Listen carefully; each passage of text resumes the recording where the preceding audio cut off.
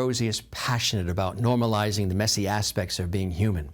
Having coached all types of leaders from global and billion-dollar companies to nonprofits and government and everything in between, she's learned how common the human condition is and what it takes to move through it with resilience and foster greater collaboration and impact. In the first 10 years of our life, we download programming. You're right. Our brains are downloading program that guides our actions from observing our surroundings. So we all learned like when to be quiet and when to speak up. We learned what was right, what was wrong. We learned when we're going to be accepted, when we're going to be rejected. And all of that formed in those first 10 or so years of our life. And what we don't realize is that 10-year-old version of ourselves is actually the person who's reacting today. It's not the 30, 40, 50, 60-year-old. When something happens, it's that 10-year-old insecure self that's getting triggered. And here's the problem. 70% of that programming we've downloaded is fundamentally flawed, it's negative, and it's self-sabotaging. And so again, you go back to now you have a bunch of us in a community, in a workplace, and it's basically a bunch of insecure 10-year-olds running around. And look at 10-year-olds, look at middle school. Like it's a very challenging time. And so I just think we have to recognize that. And if we don't go back to that and help people see, holy crap, I created this narrative because this was going on in my life. Well, maybe it made sense at the time, but you're not 10 anymore, and you can let go of that. Right. You know, maybe you had a chaotic household, so now you have this deep need to be in control, right? Because everything felt so out of control, but now that need to control is hurting you.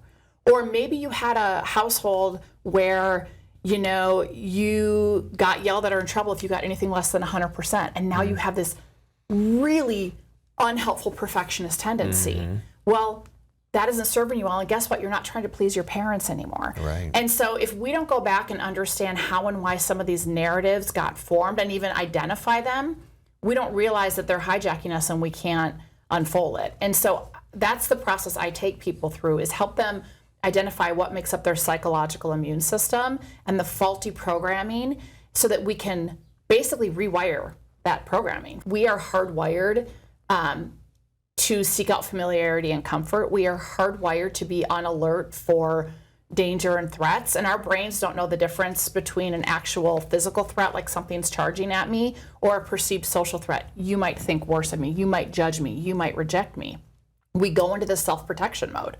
We are hardwired to use Brene Brown's language, to armor up and self-protect, and we don't realize we're doing it. But it's those strategies that we innately use to protect ourselves that erode trust in the workplace and get in our way of belonging and connection, and that's what we have to heal in people. Authenticity, too, is very crucial, right? Tell us about why it's important to be authentic. Because, first of all, isn't it exhausting to wear masks, trying to acting and I mean, like, we, again, going back to most of us to some degree are running around wearing masks, trying to hide our flaws and inadequacies, trying to be something we're not. In fact, Bob Keegan says that most organizations are paying us for a second job that they never intended and never hired us to do, and that's impression management.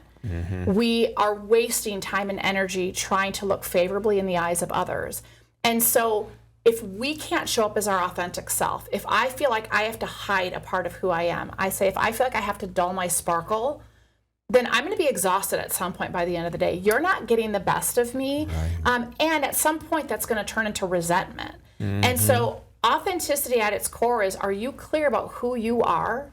Not who you think you should be, not who you think sounds good, but who are you?